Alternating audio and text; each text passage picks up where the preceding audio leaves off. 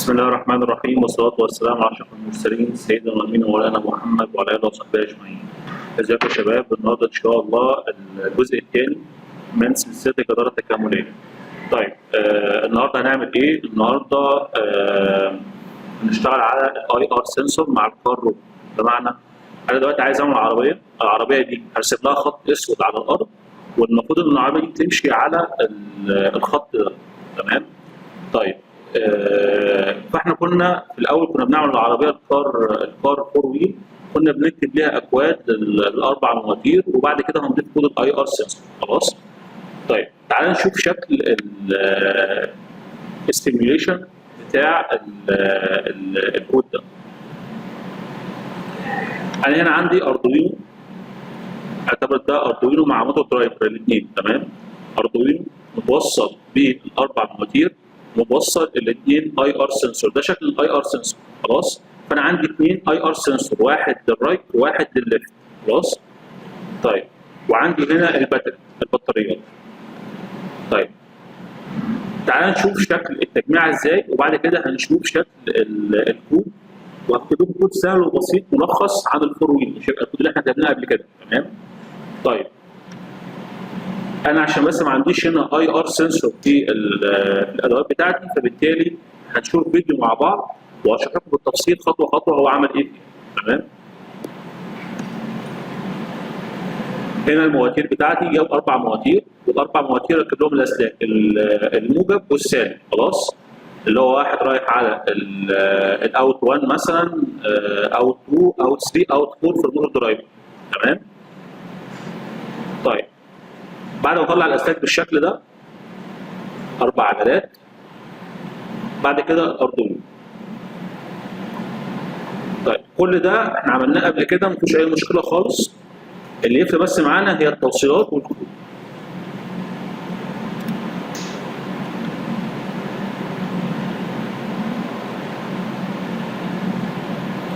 ده بدل الموتور درايفر بتاعنا الاحمر. خلاص. ده الشكل بتاعه اللي هو الشكل القديم شويه، الموديل القديم شويه. تمام. ده بيكون فيه البنات بتاعت الموتور درايفر، واقدر كمان اخد منه بنات، يعني هو ده بيشتغل كانه تشيل وفي نفس الوقت موتور درايفر، الاثنين مع بعض. احنا هنشتغل على الشكل العادي بتاعنا. خلاص. اللي هو الموتور درايفر الاحمر. هنا وصل الاربع اسلاك بتوعه، ولو التوصيله دي انت مش فاهمها كويس ممكن تشوفها من الفيديو بتاع الكار. خلاص. طيب ده شكل كده الاي ار سنسور، الانفراريد سنسور. بيكون في لمبتين، لمبه سوداء ولمبه بيضاء. ده اللي بيحس بالداركنس، الداركنس اللي هي السوداويه او الضلمه. خلاص. هو اللون الاسود معنى اصلا. هو جايبهم هنا ولزقهم. بص بقى شكل التركيب بتاعهم بيكون ازاي. بيكون الوش بتاعهم لتحت، واللمبه البيضاء على اليمين والسوداء على الشمال، يعني انت هتركبه بالشكل ده. خلاص. ده هنا اليمين وده الشمال. خلاص. تاني يبقى انا بركب الاثنين، بلزقهم او بركبهم ايا كان بقى الادوات اللي هستخدمها عشان اركب الاثنين دول، واخلي وشهم لتحت. بيكون في ثلاث رجول، واحده للفي سي سي، واحده للجراوند، وواحده للبنايه الانالوج مش الديجيتال. خلاص. بوصلها على الانالوج.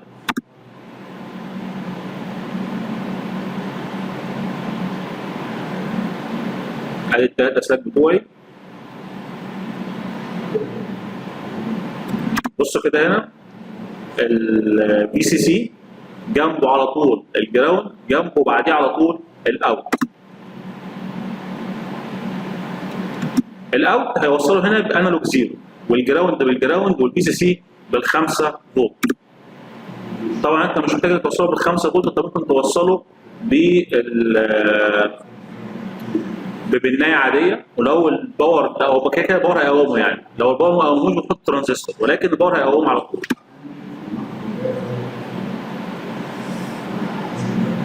نفس القصه بالنسبه للاي سنسور الثاني، الاي ار سنسور اللي هو ناحيه الشمال، برضه واحده توصل بالبنايه والثانيه يوصل بالجراوند. او خلينا نقول ان انا كده كده بوصل بالبنايه اللي هي الانالوج زيرو. تمام. وانالوج 1. هيبقى عندي هنا الفي سي سي، الفي سي سي ده وصله حتى ببريد بورد واديها باور، يعني انت طلع باور، عشان احنا ما عندناش الموتور درايفر ده. طلع باور من الخمسه فولت بتاع الاردوينو وصله ببريد بورد. تمام. يبقى انا عندي السطر كله 5 فولت وسطر تاني كله جراوند. صح كده؟ طيب اخد رجل من الاي ار سنسور هوصلها بالباور على بريد بورد، ورجل بالجراوند ورجل بالانود. تمام؟ يبقى انا كده حليت مشكله البنايه بتاعت ال5 فولت. يعني خليني كده ممكن انا اجيب بريد بورد هنا، لحظه واحده اجيبها لكم اوريكم الشكل بتاعها.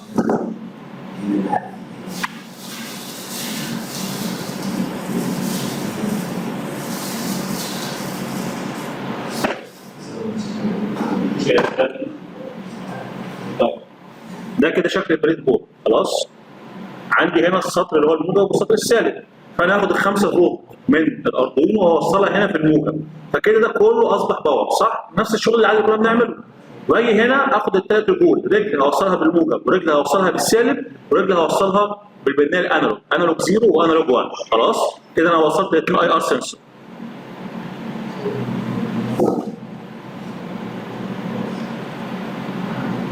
طيب كده التوصيلات بتاعتي خلصت. تعال نبص بقى على الكود. هو هنا الكود مش واضح، فانا هوضح شكل الكود عامل ازاي. تعال نبص مع بعض على الكود.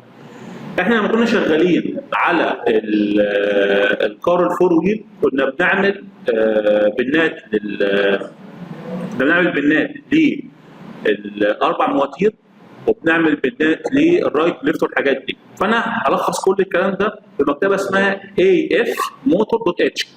دي مش هتلاقيها على الاردوينو، يعني انت جيت هنا سرشت اسم المكتبه دي تولز مانج لايبريز وكتبت اسم المكتبه مش هتلاقيها.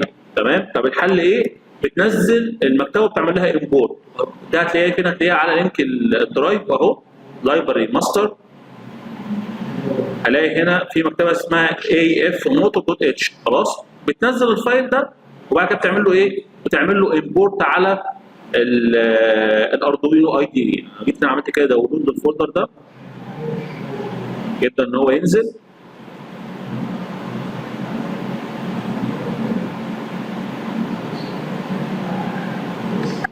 اجي اعمل له اكستراكت.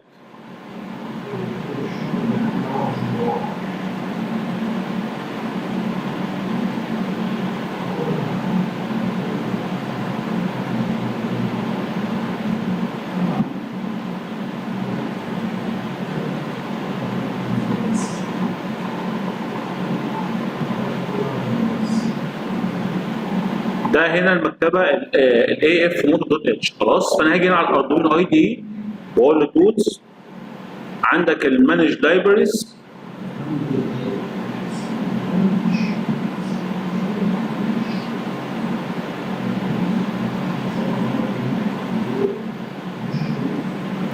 كنا بنضيف المكتبات.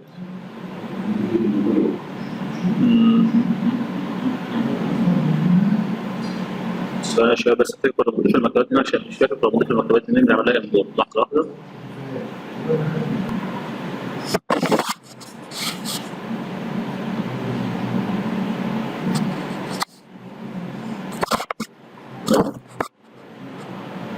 طيب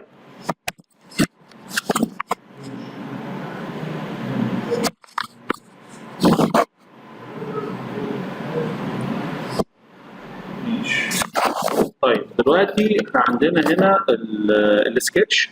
من فوق السكتش اللي ادوس عليها الاقي عندي انكلود لايبرري. خلاص، ادوس على انكلود لايبرري الاقي عندي فيه اد دوت زب لايبرري، ادوس عليها والفولدر اللي انا نزلته اللي هو المضغوط خلاص، اللي هو الرير اللي هو ده خلاص كله على بعضه. طب ده دبل كليك عليه، هو هيقول لي على طول ايه؟ هيقول لي لايبرري انستول. كده المكتبه ايه؟ المكتبه نزلت. طيب تعال نبص بقى على شكل الكود. انا بس هقفل الكاميرا عشان الكاميرا مش مظبوطه هنا، انا ماسكها بايدي. طيب تعال نبص هنا كده على الكود بتاعنا. اول حاجه انا عملت انستول للمكتبه اللي اسمها AF-motor.h، اقول لك دي عملناها انستول ليه؟ تمام؟ فعملت لها هنا انكلود. طيب بعد كده عرفت متغيرين ليفت ورايت، دول بتوع الاي ار سنسور، واحد عندي يمين وواحد عندي شمال. خلاص، الشمال اديته الانالوج 0 والرايت اديته انالوج 1. طيب زي اي مكتبه اعمل لها انكلود باخد اوبجكت. خلاص، فانا عندي اربع مواتير فاخد اربعه اوبجكت من المكتبه اللي اسمها AF-motor. طيب عشان اعمل استدعاء AF-motor بعمل لها كده AF_DC-motor. تمام؟ بقول لها موتور 1 موتور 2 موتور 3 موتور 4. طيب موتور 1 واخد البنيه رقم 1، وموتور 2 واخد البنيه رقم 2، وموتور 3 واخد البنيه رقم 3، وموتور 4 واخد البنيه رقم 4. خلاص؟ وبالترتيب كده الفانكشنز دي برضو او الفاريبلز دي حاجات جاهزه من جوه المكتبه اللي اسمها اي اف موتور. تمام؟ موتور 1 2 1 كي اتش زد، موتور 1 2 1 كي اتش زد. خلاص؟ هتلاحظ ان موتور 1 و 2 واخدين نفس الفانكشن هي، وموتور 3 و4 واخدين نفس الفانكشن هي اللي هي 3 4 اسمها. خلاص؟ يبقى دول كده طول الجنب اليمين ودول طول الجنب الشمال. تمام؟ طيب تعالى ننزل تحت كده هنا. فويد سيت اب بين مود ليفت انبوت والرايت انبوت. انا دلوقتي عندي 2 انالوج سنسور باخد منهم قرايه انبوت مش اوتبوت، يبقى انا باخد حاجه يبقى انبوت. خلاص؟ يبقى البين مود بتاع الليفت والرايت انبوت، وعملت سيريال علشان اتاكد ان السنسور شغال 9600. طيب تعالى في اللوب. سيريال دوت برنت لاين للديجيتال ريد ليفت، هو هنا بيعمل عرض بس للقرايه بتاعه الليفت والرايت، طول ما هو شغال بيعمل لهم قرايه. تمام؟ بدايه الكود بتاعنا فين؟ من هنا. لو الديجيتال ريد ليفت بزيرو والديجيتال ريد رايت بزيرو، الاثنين بزيرو، يبقى كده في لاين ديتكتد حصل. ازاي؟ لما بيكون في خط اسود زي الخط ده اللي جوه الفيديو، الخط ده بالشكل ده كده، بتبقى القرايه عند السنسور بتاعي بزيرو. ليه؟ لان هو بيقرا النور. خلاص؟ فبالتالي لما بحط له داركنس او احط له ضلمه القرايه بتبقى عندي بزيرو، ومعنى كده ان الاثنين شغالين. صح؟ طيب يبقى هنا لو الديجيتال ريد للليفت بزيرو والديجيتال ريد للرايت بزيرو، اعمل ايه؟ موتور 1 خليه رن بالشكل ده. مش احنا قلنا عندنا 4 مواتير؟ طيب موتور 1 دوت رن دي فانكشن بتشغل الموتور بتاعي. مش احنا كنا عاملين فورورد وباك وورد وستوب وتيرن رايت وتيرن ليفت؟ الحاجات دي كلها جاهزه جوه المكتبه اللي اسمها اي اف موتور. تمام؟ فبقول له موتور 1 دوت رن وبديله بين قوسين كلمه فورورد. خلاص؟ طيب موتور 1 دوت سيت سبيد 150، بديله السرعه بتاعته او بديله المعدل الليفت بتاعه 150. طيب تعالى موتور 2، موتور 2 برضه خليه فورورد ان هو يتحرك فورورد، والسبيد برضه بكام؟ ب 150. موتور 3 نفس الكلام، موتور 4 نفس الكلام. ليه طيب؟ علشان انا كده على اليمين وعلى الشمال قاري ان في خط اسود. تمام؟ فبقول له حرك الاربع مواتير كلهم حركهم لقدام. طيب دي اول كونديشن. طب تعالى الكونديشن الثاني. لو هو حس بان في خط بس على الليفت سنسور، او اف ان الديجيتال ريد ليفت ايكوال 0 اند نوت، شايفين علامه النوت دي؟ عشان اغلبكم بتنسوا الحاجات الصغيره دي. النوت دي معناها ان دي قرايته مش بزيرو، ان الرايت ده قرايته مش بزيرو، معنى كده ان الشمال بس هو اللي شغال. هعمل ايه؟ قال لك خلي موتور 1 يرن فورورد وحط سبيد 200، موتور 2 يرن فورورد برضه يطلع لقدام وحط سبيد ب 2. طيب 3 و4 بقى قال لك خليهم باكورد. طب ليه باكورد؟ علشان يلف بقى ناحيه ايه؟ ناحيه الشمال. تخيل انت موتورين احنا في الاول كنا بنثبت 2 ونحرك 2 صح؟ هنا هو عمل العكس، خلى الاثنين يطلعوا لقدام والاثنين يرجعوا لورا، فالعربيه لفت. يعني ايه؟ تمشي بالشكل ده.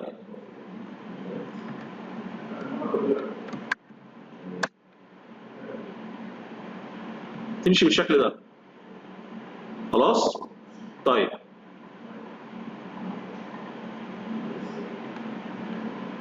فهنا خليت موتورين، موتور 1 وموتور 2 الاثنين بفورورد، وموتور 3 وموتور 4 الاثنين باكورد، والاثنين لهم نفس السرعه. خلاص؟ طيب تعالى نعكسها. لو هو نوت، علامه التعجب دي معناها كلمه نوت، او تعجب دي على كومنت، تعجب ايكوال كلمه نوت، يعني ايه؟ لا يساوي، نوت ايكوال. خلاص؟ طيب لو هو الليفت مش بزيرو والرايت هو اللي بزيرو، اعكس بقى، خلي موتور 1 و2 هما اللي باكورد و3 و4 هما اللي فورورد. خلاص؟ طيب اخر كونديشن عندنا ان ولا دي بزيرو ولا دي بزيرو، يعمل ايه؟ عندك حاجه اسمها ريليز، بتروح للفانكشن اللي اسمها ران. خلاص؟ موتور 1 دوت ران ريليز موتور 1 دوت سيت سبيد بزيرو. بقى حط كل السبيد الاربع مواتير بزيرو، والاربع مواتير كلهم خليهم بريليز. ريليز يعني ايه؟ يعني وقف. تمام؟ طيب تعالى كده نكمبايل الكود ده ونشوف ايه الايرور اللي ممكن يطلع معانا.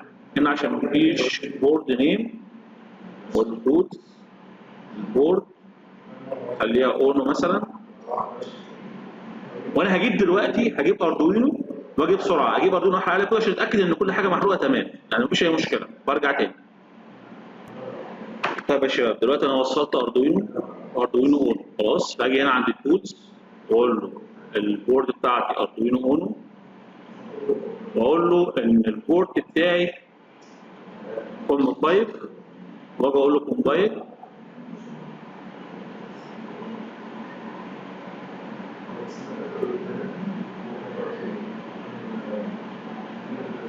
عمل كومبايلنج، اجي اقول له ابلود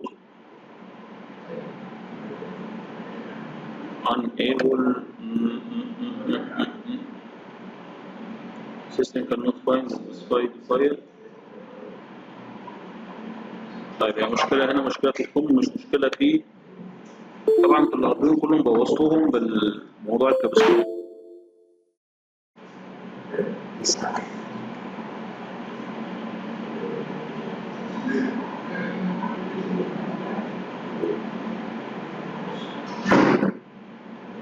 كده ضن ابلود خلاص. يبقى انت كده الكود بتاعك ده وفر عليك بقى الكود الكبير اللي احنا كنا بنكتبه تمام، اللي هو ال 100 سطر او 200 سطر ده خلاص. وفي نفس الوقت شغلت برضه الاي ار سنسور. يبقى الاي ار سنسور عندي هنا 4 كونديشن، اما الاثنين شغالين اما واحد بس فيهم شغال الشمال او اليمين، كده 3 كونديشن اهو، او ان الاثنين مش شغالين خلاص. فلو الاثنين مش شغالين هعمل ايه؟ هوقف العربيه، هعمل ريليز بالشكل ده. طب لو الاثنين شغالين هعمل فورورد لاربع مواتير بسبيد 150 مثلا. طب لو واحد بس شغال على حسب، لو هو ليفت يعني هنا ليفت اللي شغال هشغل 1 و2 واوقف 3 و4 خليهم باكورد خلاص. طيب حاولوا تجربوا التوصيل اللي توصلوها بكره الموك، خلصوا الموك وبعد كده ارجعوا وصلوا التوصيل ده على العربيه تمام من غير الاي ار سنسور. يعني جربوا بس جربوا المكتبه تمام. دي كده كانت اول تاسك. وعايز اقول لكم برضو حاجه، احتمال كبير ان كل لجنه يبقى لها تاسك مختلف عن الثانيه. يعني تلاقي ناس شغاله مثلا اي ار سنسور، ناس شغاله فاير ديتكشن، ناس شغاله مثلا كذا، ناس شغاله كذا، على حسب التاسكات اللي جايه خلاص.